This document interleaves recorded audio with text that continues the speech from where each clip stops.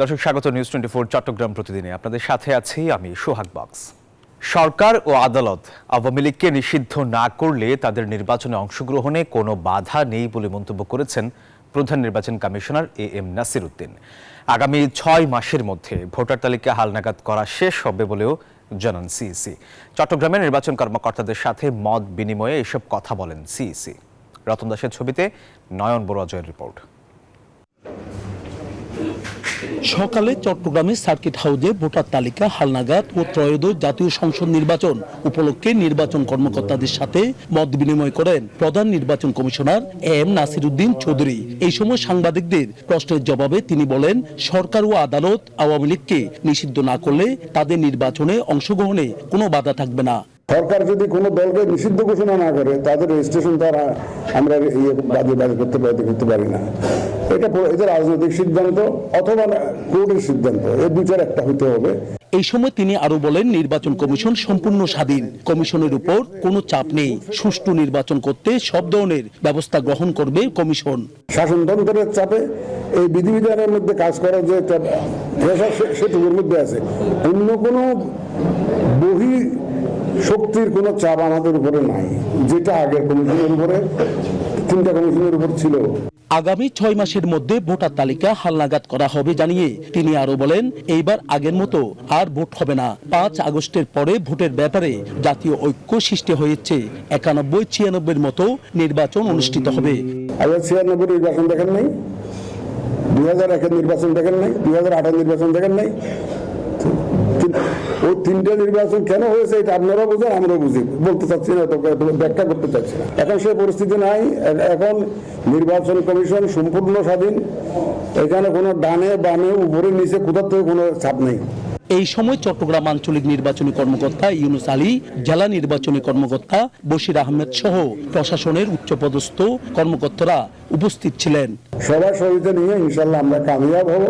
নয়ন বড়ুয়া জয়, news 24 Chittagong.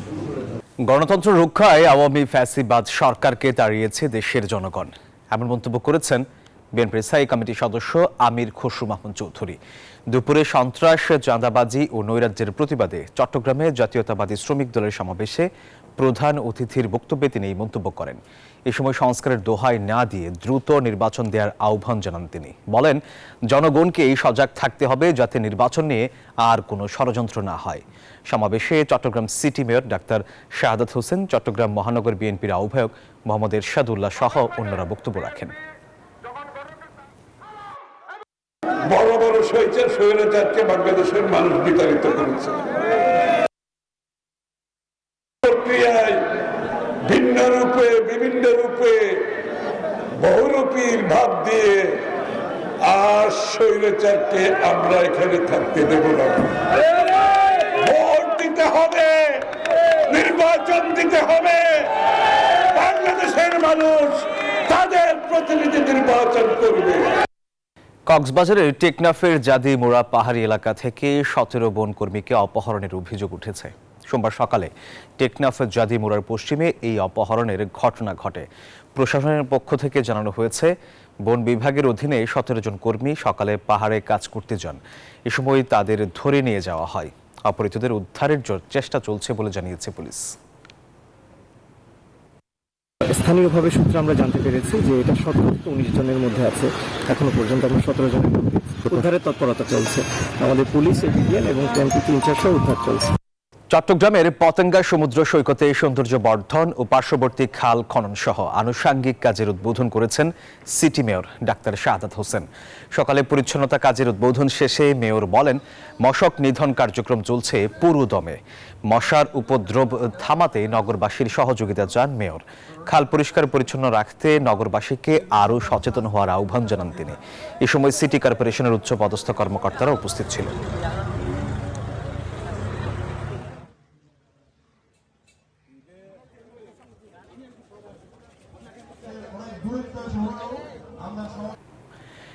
দর্শক জানাচ্ছিলেন, Myanmar junta সরকার ও Arakan army উভয়ের সাথেই বাংলাদেশ যোগাযোগ রাখছে।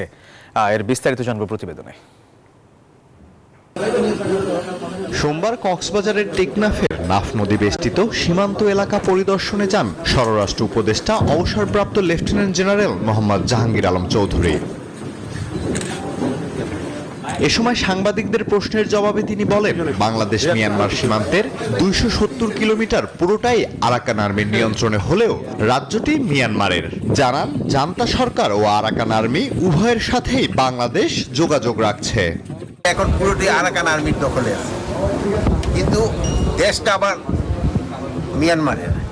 এখন আমাকে দুজনের সাথেই একটা সম্পর্ক বজায় রাখতে হচ্ছে এবং দুজনের সাথে আমাকে একটা যোগাযোগ আছে।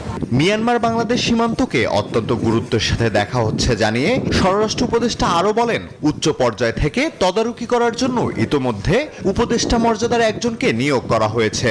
আমাদের প্রধান উপদেষ্টা একজন হাই রিপ্রেজেন্টেটিভ, একজন যার স্ট্যাটাস উপদেষ্টা দিয়ে একজন ডক্টর খলিলুর রহমানকে নিয়োগ করা হয়েছে। উনি কিন্তু এই ব্যাপারে মানে সার্বক্ষণিক দেখাশোনা করতেছে। আর এই এলাকার যে বললেন যে এখানে অন্য কোনো সমস্যা নাই, আর অন্যান্য সব বাহিনীগুলি বিজিবি সহ তারা সব সময় খুব সজাগ আছে। এদিকে মাদক নিয়ে সাংবাদিকদের প্রশ্নের জবাবে উপদেষ্টা বলেন, শুধু আইন শৃঙ্খলা বাহিনী মাদক নির্মূল করতে পারবে না, এতে সকলের সহযোগিতা প্রয়োজন। এর আগে স্বরাষ্ট্র উপদেষ্টা টেকনাফে বিজিবি কর্মকর্তাদের সাথে বৈঠক করেন। Desk report, news 24। TV camera journalist association চট্টগ্রামের উদ্যোগে চক্ষু চিকিৎসা সেবা পাচ্ছেন 1.5 শতাধিক টেলিভিশন চিত্র সাংবাদিক ও তাদের পরিবারের সদস্য। নগরীর জাকির হুসেন সড়কের লায়ন্স দাতব্য চক্ষু হাসপাতাল অ্যান্ড ইনস্টিটিউটে সকাল 9টা থেকে শুরু হয়ে দুপুর পর্যন্ত তাদের এই চিকিৎসা দেওয়া হয়। এ সময় চট্টগ্রাম লায়ন্স ফাউন্ডেশনের সহযোগিতায় রোগীদের মাঝে বিনামূল্যে ওষুধ এবং চোখের ছানির অপারেশন সহ চোখের যাবতীয় চিকিৎসা দেওয়া হয়। উদ্বোধনী অনুষ্ঠানে TCJA সভাপতি শফিক আহমেদ সজীবের সভাপতিত্বে ও সাধারণ সম্পাদক মোহাম্মদ আশরাফুল আলম চৌধুরীর সঞ্চালনায় অনুষ্ঠানে উপস্থিত ছিলেন। প্রধান অতিথি হিসেবে উপস্থিত ছিলেন চট্টগ্রাম লায়ন্স ফাউন্ডেশনের চেয়ারম্যান লায়ন নাসির উদ্দিন চৌধুরী। চাঁদপুরে সড়ক ও জনপথ বিভাগের জায়গা দখল করে অবৈধভাবে গড়ে ওঠা ব্যবসা প্রতিষ্ঠান সহ অন্যান্য স্থাপনা উচ্ছেদে অভিযান চালানো হয়েছে। সকাল থেকে সড়ক বিভাগের উদ্যোগে উচ্ছেদ অভিযান পরিচালনা করেন শাহরাস্তি উপজেলা নির্বাহী ম্যাজিস্ট্রেট ও সহকারী কমিশনার রিজওয়ানা চৌধুরী। এ সময় অবৈধভাবে গড়ে ওঠা 2 শতাধিক প্রতিষ্ঠান উচ্ছেদ করা হয়। সড়ক ও জনপথ বিভাগের কর্মকর্তা, সেনাবাহিনী ও শাহরাস্তি থানা পুলিশের উপস্থিতিতে এই অভিযান পরিচালনা করা হয়। চট্টগ্রামে আর্য শ্রাবক ভদন্ত শিলানন্দ মহাস্থবীরের 48তম শুভ জন্মদিন উদযাপিত হয়েছে।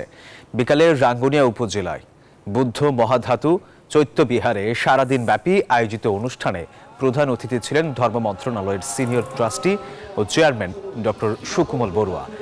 এ সময় বৌদ্ধ কল্যাণ ট্রাস্টের ট্রাস্টি বাবু রুবেল বড়ুয়া, কেন্দ্রীয় বৌদ্ধ বিহারের সভাপতি বিধান বড়ুয়া সহ অন্যরা উপস্থিত ছিলেন। খাগড়াছড়িতে আইসিটি অধিদপ্তরের উদ্যোগে নারী প্রশিক্ষণার্থীদের মাঝে ল্যাপটপ বিতরণ করা হয়েছে। দুপুর উপজেলা পরিষদ মিলনায়তনে প্রশিক্ষণার্থীদের 105টি ল্যাপটপ দেওয়া হয়। পাহাড়ের নারীদের আইসিটির উপর দক্ষ করে গড়ে তোলার লক্ষ্যে 6 মাস ব্যাপী এই প্রশিক্ষণ চলমান রয়েছে। উপস্থিত ছিলেন যুব উন্নয়ন কর্মকর্তা নিরুপম চাকমা, আইসিটি অধিদপ্তরের উপজেলা কর্মকর্তা মাহবুবা আক্তার, খাগড়াছড়ি প্রেস ক্লাবের সহসভাপতি মোহাম্মদ জহুরুল আলম ও সমাজসেবা কর্মকর্তা চম্পক কান্তি চাকমা এবং প্রশিক্ষক রাশেদ ও তারেক মাসুদ। চট্টগ্রামে কেরাত সম্মেলন সংস্থা বাংলাদেশ ও মাদারবাড়ি এলাকাবাসীর যৌথ উদ্যোগে কেরাত সম্মেলন অনুষ্ঠিত হয়েছে। রোববার রাতে নগরীর মাদারবাড়ির রেলগেট বালুর মাঠে এই আয়োজন করা হয়। অনুষ্ঠানের সভাপতিত্ব করেন হাফেজ মাওলানা তৈয়ব শাহ সভাপতি, আন্তর্জাতিক কেরাত সম্মেলন সংস্থা বাংলাদেশের আলহাজ মাওলানা হাফেজ তৈয়ব, আশরাফুল আলম লিটন, আজিজুল হক সহ অন্যরা উপস্থিত ছিলেন। পরে 5টি দেশের আন্তর্জাতিক মানের কারি কোরআন তেলাওয়াত করেন।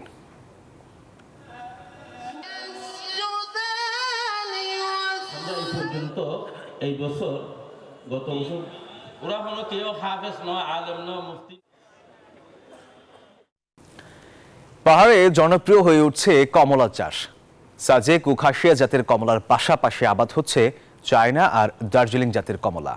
মানে ভালো, দামে কম আর চাহিদা বেশি থাকায় লাভবান হচ্ছেন চাষি আর ব্যবসায়ীরা। জেলা কৃষি বিভাগ বলছে, কমলা উৎপাদনের সম্ভাবনা কাজে লাগিয়ে কৃষিতে অর্থনৈতিক দ্বার উন্মোচিত হচ্ছে পাহাড়ে। ফাতেমা জান্নাত মুমুর তথ্য ছবিতে ডেস্ক রিপোর্ট। সূর্যের আলো চুইয়ে পড়ছে হলুদ কমলার গায়ে। রসালো, আকর্ষণীয় আর পুষ্টিগুণে ভরা এসব কমলার চাষ হচ্ছে পাহাড়ে। রাঙামাটির নানিয়ারচর, সাজেক ও বাঘাইছড়ি উপজেলায় কমলার বাগান করে ভালো আয় করছেন চাষিরা। জেলার প্রায় 10টি উপজেলায় ছড়িয়ে ছিটিয়ে আছে ছোট বড় অনেক কমলার বাগান। একটা সময় সাজেক ও খাসিয়া জাতের কমলার ব্যাপক জনপ্রিয়তা থাকলেও এখন পাহাড় দখল করেছে চায়না ও দার্জিলিং জাতের কমলা। স্থানীয় চাহিদা মিটিয়ে যাচ্ছে ঢাকা, চট্টগ্রাম সহ দেশের বিভিন্ন স্থানে। কমলা বাগান করার জন্য এখন বিক্রি করে মানুষে যথেষ্ট পরিমাণে টাকা উপার্জন করতেছে।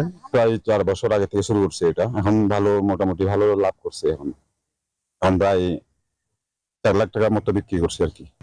কমলা উৎপাদনের সম্ভাবনা কাজে লাগিয়ে পাহাড়ে অর্থনৈতিক দ্বার উন্মোচিত হচ্ছে বলছে কৃষি বিভাগ। চলতি বছর কমলার যে ফলন, আমরা আশা করি যে প্রায় হেক্টর প্রতি 10 টনের মতো আমাদের এই কমলার ফলন হতে পারে এবার। এবং কৃষকরা, আমরা যেটা বাজারে দেখতে পাই যে বাজারেও কিন্তু বেশ ভালো দাম রয়েছে এবছর কমলার। রাঙামাটিতে চলতি বছর কমলার আবাদ হয়েছে প্রায় 805 হেক্টর জমিতে, যার উৎপাদন লক্ষ্যমাত্রা ছিল 8500 মেট্রিক টন। তার মধ্যে শুধু নানিয়ারচর উপজেলায় কমলার আবাদ হয়েছে প্রায় 125 হেক্টর জমিতে, যা অন্যান্য উপজেলার দ্বিগুণ। Desk report, news 24। দর্শক, আর এই ছিল নিউজ 24 চট্টগ্রাম প্রতিদিনের সংবাদ। এছাড়া আরো সংবাদ বিশ্লেষণ জানতে ভিজিট করুন news24bd.tv।